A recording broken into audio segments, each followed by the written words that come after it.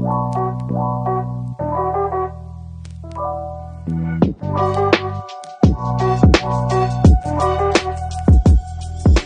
everyone. Welcome to another episode of the White Belt MMA podcast, and it's an absolute pleasure to have a show today. UFC Bantamweight Cody Stamann, someone that I've been watching for a while now, and I've been a fan. So, Cody, man, how you doing today? I'm good. I'm whooped. I did 3 pretty hard workouts today. Really kicked my ass, but that's normally what I like to do. I like to get the toughest day of the week done right away. So Mondays are always a barn burner for me in the gym. Can imagine. Are they all these sessions happening at Extreme Couture, or you've been kind of just one session at Extreme Couture, the next session at the PI, just going all over the place, all over Vegas? Yeah. So actually today, that's exactly what I did. I went to Extreme at 9 a.m. Then I did my strength conditioning at the PI, and then I went back to Extreme for pro practice at 3:30. So yeah, I mean, Monday, Tuesday, I'm at Extreme a lot, and then I kind of bounce around Vegas like later on the week. Man, that's crazy, man. And I kind of wanted to touch upon this later on in the interview, but kind of since we kind of just brought it up, I'll just ask it now. So was that reason, kind of you going to Vegas, right? Kind of getting all this kind of work with the PI right there, Extreme Couture, one of the best gyms all around. Was that one of the main reasons why you moved to Vegas? Because I know before you were in Michigan and you trained in the Michigan top team, but was it kind of one of those, decisions that you're like, okay, it's time to make the move, to take my career to the next level? Yeah. I mean, the thing about Michigan is I had a lot of really great coaches. The thing was that it was hard to get training partners that were as dedicated as I was to the sport. I wanted to be the absolute best, and there weren't a lot of other guys around me that wanted the same thing. It's hard to be the most motivated person in the gym. And then I came out to Vegas to rehab an injury, and I saw all of the resources that are available to people in Vegas through the PI, through all the gyms, how many fighters are here. And, COVID kind of made that exponentially grow. Now with how many fights are in Vegas, there's so many up and coming guys that come here hoping to get that 3-day notice phone call, so it's a grind every day. You know what I mean? I went with a couple of guys today that I don't even know, by first name, and they're both really tough kids. It's just a different thing out here. There's so many younger guys that want to be where I am and above me. So it's a different atmosphere. Everybody's pretty cutthroat and wants to kill you. And that's, if you want to be a fighter, that's kind of the atmosphere you got to live in. No, yeah, 100%. And, this is kind of a random question, but, just to kind of light up the mood a little bit, especially being in Vegas, you know what I mean? And like you said, living the life of a fighter, right? Do you ever get a chance to kind of just relax and kind of enjoy the good food, or kind of enjoy the Vegas weather, man? Because, Michigan, man, I'm from Massachusetts, so Michigan, Massachusetts, we don't have the best weather, but Vegas, I can imagine, is probably sunny all around. I mean, that's one of the things that I fell in love with this place, because Michigan, Massachusetts, it's not so much the shit weather, the cold. I can deal with that. It's the no sun. It's when it's gloomy, sunshine end. It kind of wears on you. And out here, it's sunny every day. It's been summer out here. And it's gonna get hotter, and it gets too hot for a lot of people. For me, I love the heat. And Vegas, yeah, you talked about good food. Vegas has the best food in the world. There's so much good food here. And I'm not talking about on the strip. I live 10, 15 minutes from the strip, and I can go to the strip and eat good food, but there's so much good food just close by to my house. People don't realize that there's 2.5 million people in Las Vegas, huge city. And there's restaurants, every kind of food you can imagine. There's a really, really good restaurant close by.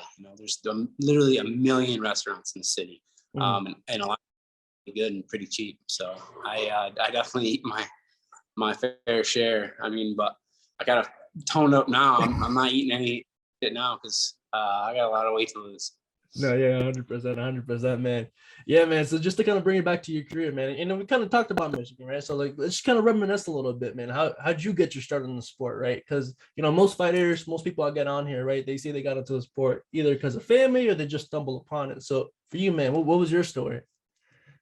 You know, so for me, you know, I was pretty scrappy growing up. Like I was definitely I was short, I was fat, I had buck teeth.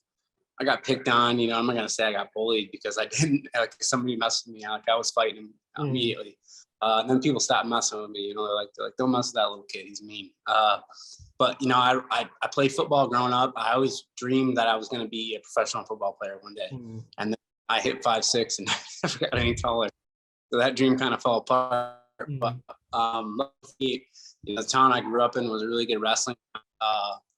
My cousin and my uncle ran a boxing gym close by my house, so I boxed and wrestled growing up, and you know, that kind of led me to MMA. But it wasn't anything I'd planned on doing. I really wasn't like a fan of the sport. I wasn't like you know, a super fan of MMA. It was like local MMA shows started popping up in my area, and I went and watched one, and I saw like the level of wrestling and boxing that, you know, it was so subpar. And I was like, dude, I could go in there and whoop these guys' ass. And so, you know, my dad was like, well, like, all right, I will. And my mom actually bought me my first gym membership for my birthday, my 18th birthday. And I went to the MMA gym. 2 months later, I had my first MMA fight, and I had 20 amateur fights in like 2.5 years, and I went pro. Man, that's insane. And then like I kind of want to ask about that amateur experience, right? Because like I feel like, you know, nowadays you see, you know, people with 4 or 5 amateur fights and then they just jump in right to pros. But for you, did you kind of want to, you know, since like you said, like your uncle and your family kind of had a boxing gym, did you guys want to take the boxing approach in terms of like, you know, get all your experience in the amateur realm before turning pro? Yeah, and that you know, the level was so bad in Michigan that like I think my first fights, I don't think any of those fights went past the first minute of the first round. You know, so like it wasn't like with elite level guys that were like kicking my ass. It was like a one-sided beating, you know, and I really had to get to the point where like I was fighting guys that could beat me or that were dangerous somewhere before I felt comfortable turning pro. And it was smart, you know. I was talking about how I was going to turn pro, and this is my last fight as an amateur. And then I got armbarred in like a minute 30 seconds. And then that really was what motivated me to like be the best athlete I could be. You know what I mean? Like losing as an amateur, like killed me. I didn't think anybody could beat me. And then I got armbarred and I was furious. So I fought the kid's coach there, beat his coach up, and I went pro. And yeah, I pretty much racked off like 14, 15 straight before I ended up in the UFC. That's crazy, man. And then like within that, like, you know, like you said, like you racked up 14, 15 straight. And I know you said like you weren't a fan of the sport, but like when did that dream of like obviously like the UFC come to fruition, right? Because like I can imagine it must have been halfway through that journey that you're like, you know what, man, like I can take it to the top. Like, you know, I couldn't be a professional football player, but I can, you know, sure hell, you know, make it to the top of this sport. Like when was that moment that you had like that like kind of fruition of like, okay, the UFC, that's the goal right now? Yeah. Yeah. I think it was kind of like it seems so far-fetched, you know what I mean? When I first started doing it, it was like, man, these guys on TV are so good, and they're just there was something they had that I didn't, you know what I mean? Like I really believed that like they were like superhuman, and you had to have all these crazy accolades to compete at a high level. And you know, I trained with a guy named Darren Cruikshank. He was like my best friend, like coming up and fighting, and he made it to the UFC. And I trained with him a million times. And I was like, well, I train with Darren every day. You know what I mean? Like he's in the UFC. Like what? Like why can't I do it? Why don't I just take the same approach and just work my ass off and just keep winning these fights? Like I could do this. And I think it was like I fought a kid. I was like 4-0, and I fought a kid that was 5-0. That was like really good. People were talking about how this guy was going to be in the UFC, and I was terrified of him. And I went out and I knocked him out in the second round, third round. And then it became real to me. I'm like, I can do this. Like I can fight in the UFC. Like I think I could beat anybody. And like once I had that mentality, it was just a matter of time. You know what I mean? And I had a split decision loss when I was like 9-0. That was a really, really terrible call, and it set me back. I feel like a couple of years to getting into the UFC, but it's probably the best thing that could have happened for my career long term. Because when I got in the UFC, I was ready. You know what I mean? I was ready, and I got in UFC and I was in the top 10 in 6 months. You know what I mean? So if I wouldn't have been, if I wouldn't have had, 14, 15 professional fights, there's no way I would have survived, this long in the UFC, just because like I got thrown into the ringer. You know what I mean? Like I was an underdog straight off the rip, like fighting, the best guys in the world. I fought the number 7 guy in the world 6 months into the UFC. So, yeah, it's been a crazy ride. I mean, I've been in the UFC almost 5 years now, and God, I mean, it feels like it's been like a decade, but it also feels like it just happened yesterday. No, yeah, 100%, man. Like I said, man, I've been watching you for years. So, like you kind of said, like even though, like it isn't a decade, it kind of feels, yeah, like you've been around for a minute. But like, what was that first UFC fight like? I mean, because it must have been like a shot in the arm, adrenaline, right? Because like going from like regional shows to the top of the top, like it must have been like a whole different type of energy, just walking and making that walk to the octagon, right? Yeah, I mean, so like when I fought in Michigan, I was in the main event every single fight. You know what I mean? I think I fought for 2 belts. I was main event like maybe like 8 or 9 times. So I was like the man, right? When I went to like a show, I was the best guy there, and I knew that, and I felt that. And then I get to the UFC, and it's like this whole like you're nobody, dude. You're like no one has a clue who you are. Like they're like, what's your name? What's your name? Like there's a whole different feeling. And like I just remember thinking like these people will know who I am soon, and like I had that like chip. And I think somewhere along the line, like I lost that chip, and like that's what made me good at fighting, was like having that chip on my shoulder, like wanting to prove something to everyone all the time. And I think somewhere like fighting just got like redundant for me. It kind of beat me up mentally. And and now I'm at a point where it's like I had that chip on my shoulder again. You know what I mean? Like I really want to prove to people that like I am one of the best in the world, and that I can do things that no one else, really sees as a possibility for me, because that's how it was, coming up. Everybody was kind of like, I might have been the main event, but I think half the people that showed up wanted me to lose, and I fed off that. I think now I'm feeding off that again. You know what I mean? Like when you're in the UFC, you hit this whole new level of like people shitting on you. I mean, I can't even explain it, like social media and stuff and everything like that. You think, dude, I'm like one of the best fighters in the world. You think that people would like respect you for that and like respect like all the hard work, but I mean, all it takes is like some asshole behind a keyboard being like, "You suck." That guy whooped your ass. Like, and like I think that kind of like beat me up. I'm like, I don't understand. Like I've worked so hard to get where I am, and to have all these nice things that I have now, and like, and no one fucking respects me, and like it, like I got me down, and now I'm like, fuck these motherfuckers. Like I'm going after everything that I want. I don't care what anyone. And that's kind of like the mentality that you have to have in this sport. Is like if you really like let people tell you what you're capable of doing, it's just not going to happen for you. You know what I mean? Like you have to be so driven and so focused on what you want that like everything else is happening around you and you don't even see it. You don't pay attention to it. It doesn't matter to you because you're just laser focused on a goal. And my goal is to avenge all my losses and be the best in the world. No, yeah, 100%. And I do have to ask you that, right? Because like you said, it's like it must take a toll, right? I mean, you have some asshole like behind the computer just talking shit, and then like obviously like after a while, like you said, it takes the toll. So did you have someone to kind of like check you back to reality, kind of like you said, get you to the mentality now that you kind of said like, yeah, fuck them, dude. Like, I'm one of the best fighters in the world, and I'm gonna go to the very top. So did you have someone to check you, or was that just you that just eventually kind of came to that conclusion? Yeah, I really think, I mean, everybody can tell you that, right? Anybody can be like, hey man, don't listen to that shit. Like, it doesn't matter, like, how good you are, how hard you work, dedicated you are. But like, you have to believe, right? I mean, nobody can tell you that you're great and you just believe it. Like, you have to believe that, like deep down, you have to believe that.